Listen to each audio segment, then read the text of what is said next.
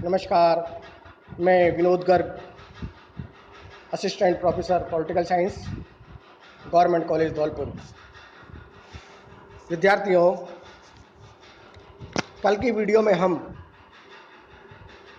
मंत्रिमंडल का विकास और मंत्रिमंडल का महत्व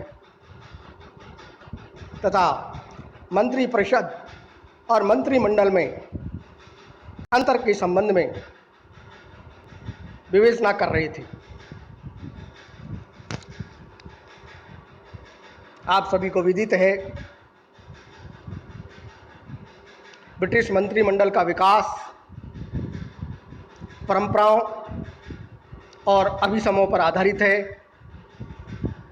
मंत्रिमंडल के विकास के संबंध में सर्वप्रथम कवाल का उदय हुआ और इसके बाद संसद के प्रति उसकी उत्तरदायित्व की भावना, मंत्रिमंडल की उत्तरदायित्व की भावना का विकास हुआ और यह चार्ल्स प्रथम के राज्यकाल में संभव हुआ। एक दलीय मंत्रिमंडलात्मक व्यवस्था, प्रधानमंत्री का नेतृत्व और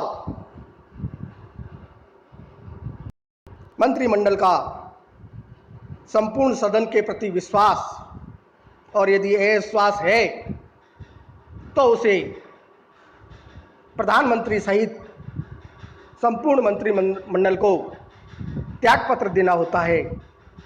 इन सभी के संबंध में हमने विकासात्मक यात्रा पर चर्चा की।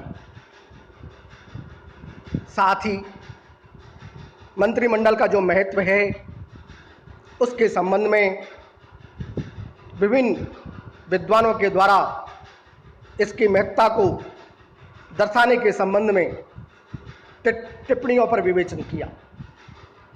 मंत्रिपरिषद और मंत्रिमंडल में जो अंतर दिखाई देता है, आकार, स्थिति, वेतन और कार्य के संबंध में जो अंतर है दोनों के मध्य, उसको भी हमने विवेचित किया। आज हम मंत्रिमंडल का निर्माण और रचना के संबंध में विवेचना करना चाहेंगे। विद्यार्थियों, आप सभी को विदित है, लोक सदन में बहुमत दल के नेता को सम्राट के द्वारा प्रधानमंत्री नियुक्त किया जाता है और वहाँ यह परंपरा है कि प्रधानमंत्री कॉमन सभा से ही लिया जाएगा और प्रधानमंत्री अपनी इच्छा से मंत्रिमंडल का निर्माण करेगा, गठन करेगा। इस संबंध में सम्राट का कोई भी किसी प्रकार का कोई कंट्रोल, कोई नियंत्रण प्रधानमंत्री पर नहीं होता है। यह प्रधानमंत्री का स्वविवेक का कार्य है कि वह किसे मंत्री बनाए, किसे नहीं बनाए। उसे यद्यपि प्रधानमंत्री को मंत्रिमंडल का निर्माण करते समय यह देखना होता है कि दल के महत्वपूर्ण व्यक्ति, राजनीतिक विशेषज्ञ और प्रादेशिक हितों के प्रतिनिधियों को मंत्रिमंडल में स्थान अवश्य मिलना चाहिए। उसे लोकसभा से भी कुछ मंत्री लेने चाहिए, लेने पड़ते हैं और मंत्रियों के लिए आवश्यक है कि वे जरूरी रूप से संसद के सदस्य बने हों, अर्थात उनका संसद का सदस्य होना जरूरी होता है। यदि वो संसद के सदस्य नहीं हैं तो उन्हें शीघ्र ही इनकी संसद की सदस्यता लेनी पड़ती है। मित्रों, सामान्यतः मंत्रिमंडल में जो पद होते हैं वो निम्न होते हैं। सबसे ऊपरी पद मंत्रियों का प्रधानमंत्री के रूप में है। इसके बाद चांसलर ऑफ एक्सचेकर, इसके अलावा गृह विभाग का सचिव, उपनिवेशों का सचिव, विदेश विभाग का सचिव, नौसेना का सचिव, इसके अलावा युद्ध सचिव, जल सेना का लॉर्ड, स्टॉकलैंड का सचिव, व्यापार मंडल का अध्यक्ष, शिक्षा बोर्ड का अध्यक्ष, कृषि और मत्स्य विभाग का सचिव, स्वास्थ्य विभाग का मंत्री, यातायात विभाग का मंत्री, श्रम मंत्री, lord privy seal, postmaster general, lord president of council, first commissioner of works and pension, coordination का मंत्री। इस प्रकार से मंत्रिमंडल में ये सभी पद ब्रिटिश शासन व्यवस्था में विद्यमान है। मित्रों, अब हम मंत्रिमंडल प्रणाली की जो विशेषताएं हैं उन पर चर्चा करना चाहेंगे। सर्वप्रथम जो पहली विशेषता है वो ये है कि सम्राट राजा इस मंत्रिमंडल में कहीं पर भी दिखाई नहीं देता है। वह मंत्रिमंडल की कोई बैठकों में भी भाग नहीं लेता है, अर्थात वह मंत्रिमंडल की बैठकों से बाहर है। मित्रों, ब्रिटिश मंत्रिमंडल प्रणाली की पहली विशेषता यही है कि राजा मंत्रिमंडलों की बैठकों से बाहर रहता है, वह मंत्रिमंडल की बैठकों में भाग नहीं लेता है और राजा प्रधानमंत्री को नियुक्त करता है। प्रधानमंत्री के द्वारा नियुक्त मंत्रिमंडल को राजा अपना मंत्रिमंडल नियुक्त कर देता है। मित्रों, विद्यार्थियों, मंत्रिमंडल की जो अगली विशेषता है वो टीम भावना है। संपूर्ण मंत्रिमंडल टीम के रूप में कार्य करता है, संयुक्त रूप से कार्य करता है और सभी की जिम्मेदारी, एक व्यक्ति की जिम्मेदारी सामूहिक रूप से जिम्मेदारी मानी जाती है, समझी जाती है। भारत में भी ऐसा ही देखने को मिलता है। टोली की भावना, मंत्रिमंडल एक टीम के समान कार्य करता है, एक टोली के समान कार्य करता है। यदि शासन की अपने कार्यों में उसे सफलता हाथ लगती है तो पूरी कैबिनेट को, पूरे मंत्रिमंडल को उसका श्रेय जाता है और उसकी प्रशंसा होती है। और यदि इसके विपरीत उलट कोई गलत नीति साबित होती है, सरकार की कोई नीतियां गलत साबित होती है, तो संपूर्ण मंत्रिमंडल की निंदा की जाती है और कॉमन सभा के द्वारा अविश्वास प्रस्ताव पारित होने पर मंत्रिमंडल के सभी सदस्यों को एक साथ त्यागपत्र देना पड़ता है। इस प्रकार स्पष्ट है कि मंत्रिपरिषद एक राजनीतिक इकाई के रूप में कार्य करती है। इसलिए यह कहा जाता है कि मंत्रीगण एक साथ तैरते हैं और एक साथ डूबते हैं। मित्रों, विद्यार्थियों, टोली की भावना के बाद ब्रिटिश मंत्रिमंडल की अगली विशेषता इसकी गोपनीयता को लेकर है। मंत्रिमंडलीय शासन प्रणाली की अगली विशेषता विशेष रूप से गोपनीयता को बनाए रखना है और यह जरूरी भी है। मंत्रिमंडल की बैठक में सब सदस्य इस बात के लिए स्वतंत्र हैं कि वे अपने अपने विचारों को पूर्ण स्वतंत्रता के साथ बैठक में प्रस्तुत करें, लेकिन उनके लिए यह भी जरूरी है कि वो सार्वजनिक रूप से केवल उन्हीं बातों को कहे जो मंत्रिमंडल के निर्णयों के अनुकूल हो। उन्हें अपने तथा अन्य सदस्यों के विचारों को जरूरी है गोपनीय बनाए रखा जाए। इसलिए वो इस बात का ध्यान रखते हैं कि शासन की नीतियां, शासन के निर्णय, डिसीजन जो मंत्रिमंडल के द्वारा लिए गए हैं वो जहां तक संभव हो गोपनीय बने रहें। मित्रों, विद्यार्थियों, अगली विशेषता के रूप में प्रधानमंत्री का नेतृत्व है। प्रधानमंत्री मंडल, चूंकि आप जानते हैं, विदित है आपको, प्रधानमंत्री भारत की तरह ही वहां पर भी मंत्रिमंडल का नेता होता है। यद्यपि सभी मंत्री समान पदी हैं और उन्हें अधिकार भी समान हैं, फिर भी प्रधानमंत्री का स्थान तो विशिष्ट होता ही है और यह सब मंत्रियों में प्रमुख समझा जाता है। अन्य मंत्री उनकी बात का सम्मान करते हैं, आदर करते हैं। वह बराबर वालों में प्रथम होता है, तभी तो वह निर्णय करता है। विद्यार्थियों, मित्रों, अगली विशेषता राजनीतिक सजातीयता को लेकर है। चूंकि इंग्लैंड में मंत्रिमंडल का सामूहिक उत्तरदायित्व है और उसकी कार्रवाइयां भी गोपनीय रखी जाती है और इसलिए संभव है कि ब्रिटिश मंत्रिमंडल का आधार राजनीतिक दल के रूप में दिखाई दे। साधारणतः सब मंत्री एक ही राजनीतिक दल के सदस्य होते हैं।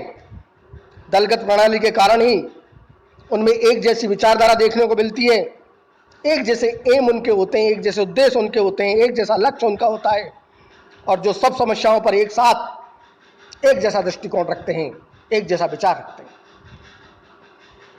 मित्रों, विद्यार्थियों, अगली विशेषता कार्यपालिका व्यवस्थापिका के संबंध में घनिष्ठता को लेकर है। ब्रिटिश मंत्रिमंडल व्यवस्था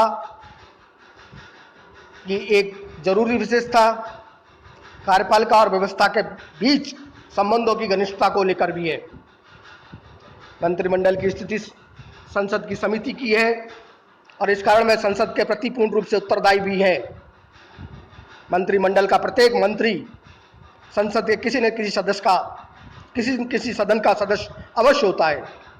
अपने प्रत्येक कार्य के लिए वह संसद के प्रति उत्तरदायी होता है। मंत्रिमंडल केवल तभी तक अपने पद पर बना रह सकता है जब तक कि उसे लोक सदन का विश्वास मत प्राप्त हो। इस प्रकार स्पष्ट है कि कार्यपालिका और व्यवस्था के बीच जो संबंध है उनमें घनिष्ठता देखने को मिलती है। मित्रों, विद्यार्थियों, ब्रिटिश मंत्रिमंडलीय प्रणाली की अगली विशेषता मंत्रिमंडल का लोक सदन के विघटन का अधिकार का होना है। मंत्रिमंडल का यह अधिकार है कि वे मतभेद के समय लोक सदन को विघटित करा सकता है। अपने किसी कार्य के लिए यदि मंत्रिमंडल संसद का विश्वास प्राप्त नहीं कर सके या मंत्रिमंडल के द्वारा प्रस्तुत किसी विधेयक को संसद पारित नहीं कर सके तो मंत्रिमंडल ये समझे कि उसे राष्ट्र का समर्थन प्राप्त है तो वे लोक सदन को भंग करा के पुनः निर्वाचन करा सकता है। मित्रों, विद्यार्थियों, मंत्रिमंडल प्रणाली की विशेषता की इस कड़ी में अगली विशेषता उसके उत्तरदायित्व को लेकर है। पूर्व में भी बताया गया कि मंत्रिमंडल का जो उत्तरदायित्व है वह सामूहिक रूप से माना जाता है और वह वैधानिक रूप से उत्तरदायी है। अंतः मंत्रिमंडलीय उत्तरदायित्व है और संसद के प्रति जो उसका उत्तरदायित्व है वह राजनीतिक उत्तरदायित्व के रूप में हमें दिखाई देता है। सर्वप्रथम इसके उत्तरदायित्व को लेकर हम 3 बिंदुओं में विवेचित कर सकते हैं। पहला वैधानिक उत्तरदायित्व, दूसरा अंतः मंत्रिमंडलीय उत्तरदायित्व और तीसरा संसद के प्रति उत्तरदायित्व अथवा उसका राजनीतिक उत्तरदायित्व। वैधानिक उत्तरदायित्व का तात्पर्य सम्राट के प्रति उसके उत्तरदायित्व की भावना है। राजा इंग्लैंड का चूंकि संवैधानिक प्रधान है, अतः मंत्रिमंडल अपने समस्त कार्यों के लिए उसके प्रति उत्तरदायी होता है। लेकिन परंतु आजकल वैधानिक उत्तरदायित्व की भावना औपचारिक रह गई है और सिद्धांत में आज भी मंत्रिमंडल राजा के प्रति उत्तरदायी है, परंतु व्यवहार में राजा केवल नाम मात्र का शासक है और उसे मंत्रिपरिषद के परामर्श के अनुसार ही कार्य करना पड़ता है। भारत में भी ऐसा ही है। भारत में भी राष्ट्रपति मंत्रिपरिषद के परामर्श के अनुसार ही कार्य करता है।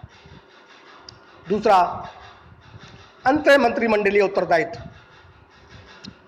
राजा के प्रति उत्तरदायित्व होने के अतिरिक्त मंत्रिपरिषद के सदस्य परस्पर एक दूसरे के प्रति भी उत्तरदायी होते हैं और इसका तात्पर्य आशय यह है कि मंत्रिपरिषद के समस्त सदस्य परस्पर सहयोग और स्वेच्छा के साथ एकजुट होकर कार्य करें। मंत्रिमंडल के प्रत्येक सदस्य का यह नैतिक कर्तव्य भी है कि वे अपने अन्य साथियों को नीचे दिखाने का प्रयास नहीं करें और उनके विभागों में अपनाई गई नीतियों का समर्थन करें। ऐसा होना भी चाहिए। तीसरा, संसद के प्रति उसके उत्तरदायित्व की भावना, जिसे राजनीतिक उत्तरदायित्व कहा जा सकता है। मंत्रिपरिषद संसद के प्रति उत्तरदायी रहता है, यह बात आपको विदित है और यह राजनीतिक उत्तरदायित्व ही कहलाता है। संसद के प्रति मंत्रिमंडल का जो उत्तरदायित्व है वह शासन कला और विज्ञान को ब्रिटेन की मुख्य देन माना जा सकता है। राजनीतिक उत्तरदायित्व का यहाँ आशय यह है कि यदि मंत्रिपरिषद कॉमन सभा का विश्वास खो देती है तो उसे त्यागपत्र देना होगा और कोई भी मंत्रिपरिषद केवल तब तक शासन की बागडोर संभाल सकती है जब तक कि उसे संसद का विश्वास मत प्राप्त हो। उदाहरण के रूप में सन 1911 तक मंत्रिपरिषद संसद के दोनों सदनों के प्रति उत्तरदायी होती थी, परंतु 1911 और फिर 1949 के संसदीय अधिनियमों द्वारा राज्यसभा की शक्तियां सीमित कर दी गई और इसलिए फलस्वरूप अब मंत्रिमंडल का उत्तरदायित्व वास्तव में केवल मात्र कॉमन सभा के प्रति रह गया है। इन विवेचनाओं के बाद, संपूर्ण विवेचन के पश्चात हमें यहाँ ध्यान देने योग्य जो बात है वो ये है कि मंत्रिपरिषद का उत्तरदायित्व सामूहिक होता है और यह संयुक्त और अविभाज्य होता है। इस सामूहिक उत्तरदायित्व का बड़ा संवैधानिक महत्व है। यह मंत्रिमंडलीय शासन प्रणाली का आधारभूत और केंद्रीय सिद्धांत भी है। क्विंटन हॉक कहते हैं कि सामूहिक उत्तरदायित्व ब्रिटिश मंत्रिमंडलीय पद्धति की कार्यविधि का एक मूल आधार है। सामूहिक उत्तरदायित्व से अभिप्राय समूची मंत्रिपरिषद का एक इकाई के रूप में कार्य करने से भी है। मंत्रिमंडल में जो भी निर्णय लिए जाते हैं वे सभी मंत्रियों के निर्णय माने जाते हैं, समझे जाते हैं। प्रत्येक मंत्री उन निर्णयों का सार्वजनिक रूप से समर्थन करता है और उनके क्रियान्वयन में अपना पूर्ण सहयोग प्रदान करता है। लॉर्ड मार्ले इस संबंध में खूबसूरत टिप्पणी करते हैं।